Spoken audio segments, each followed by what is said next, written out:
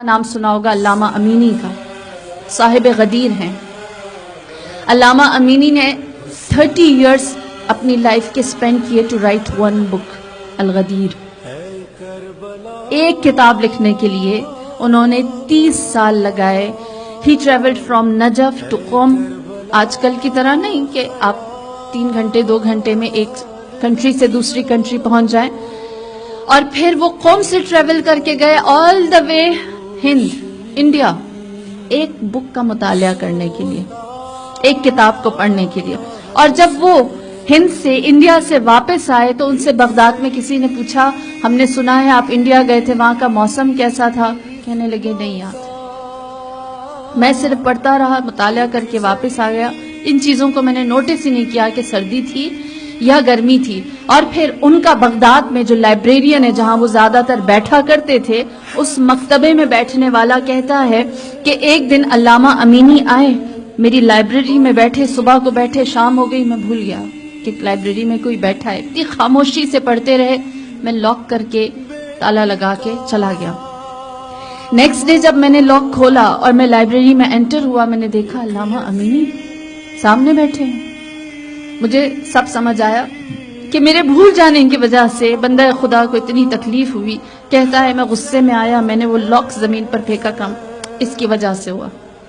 अल्लामा Amini झुके, lock उठाया, उसको टेबल पे रखा, कहने लगे तुमसे किसने कहा ये बुरी चीज है? क्योंकि तुम इसको लगाकर चले गए थे, इसलिए कल से लेकर अब तक मैंने अपना वक्त जाया नहीं किया। या मुतालिया किया या नमाज पढ़ी, या मुतालिया किया या नमाज पढ़ी। ऐसी नुसरत होती है। ये तमन्ना, आरजू है ना, जो इंसान को, मरवान इब्न हकम को ये आरजू माल कमाने की सोने नहीं देती थी। अल्लामा अमीनी की आरजू ये थी कि मैं अच्छे से अच्छी तहकीक हक को सब तक पहुंचा दूं। उनको उनकी आरजू सोने नहीं देती थी, उनको उनकी डिजायर्स जगाए रखती थी, उनको उनकी डिजायर्स मेहनत करने। यहां तक के कहा जाता है कि अल्लामा अमीनी अपनी जिंदगी के 30 साल लिख कर गए हुए ये किताब अल गदीर आज भी जहां पर भी शिया बिलीफ को डिफाइन करना हो, डिस्क्राइब करना हो, या फिर उसके लिए कोई ऑथेंटिक सनद चाहिए हो, सब रेफर करते हैं अल गदीर की तरफ। आज तक ये चीज मौजूद है। और फिर उनके बेटे से पूछें, उनके बेटे को अल्लाह लंबी जिंदगी दे, अभी भी मौजूद हैं, क़ब्र में रहते हैं।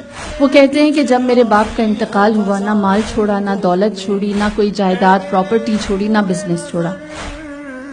उनके साथ जो चीजें गई वो सिर्फ उनका इल्म था, उनकी नॉलेज थी, और जो पीछे रह गया वो उनका इल्म और उनकी नॉलेज। यही उनकी कुल डिजायर्स, यही उनकी ख्वाहिश, यही उनका टारगेट, यही उनका एम और यही उनके ऑब्जेक्टिव्स थे। कहता है, उनके बेटे कहते हैं कि मैं जब मेरे फादर की डेथ हुई, उनको दफना दिया, तो उनकी कब्र पर खड़े होकर सोच रहा था दुनिया तो नहीं मिली, दुनिया तो हासिल ही नहीं की, आखिरत पता नहीं अल्लाह कैसी देगा मेरे बाप को, पता नहीं वहां कैसा होगा इनके लिए। कहता है मैंने ये सोचा उनकी कब्र पर, और मैं आकर घर में सो गया। जब मैं सोया तो मैंने ख्वाब देखा। नौजवान ये गौर से सुने, यंग मदर्स, आपकी गोदों से जो बच्चे पल रहे हैं वो ऐसी स्टोरीज और ऐसी एग्जाम्पल्स को सुन सुनकर बड़े हों तो उनका एम ही और होगा, उनके टारगेट्स ही और होंगे, उनका इंटेलेक्चुअल लेवल ही और होगा। वो कहता है कि मैं रात को आके सोया, जब मैं सोया तो मैंने ख्वाब में देखा कि हौज़े कौसर है। हौज़े कौसर दरवाज़ा बहिश्त पर है, हौज़े कौसर है, अमीर अल मोमिनीन साक़ी कौसर हैं, उनके हाथ में एक बहुत खूबसूरत सा कूज़ा, एक बोल है, और जितने भी लोग आ रहे हैं जन्नत में दाखिल होने के लिए वो क्यू में खड़े हैं, और इमाम उन सबको वो बोल देते हैं, वो कूज़ा देते हैं, वो पानी पीते हैं और जन्नत में एंटर होते चले जाते हैं। कहता है मैंने देखा उसी क्यू के अंदर मेरे वालिद भी खड़े हैं, अल्लामा अमीनी खड़े हैं। मैं खुश हुआ कि मेरे वालिद हौज़े कौसर से, साक़ी कौसर के हाथों सैराब होंगे।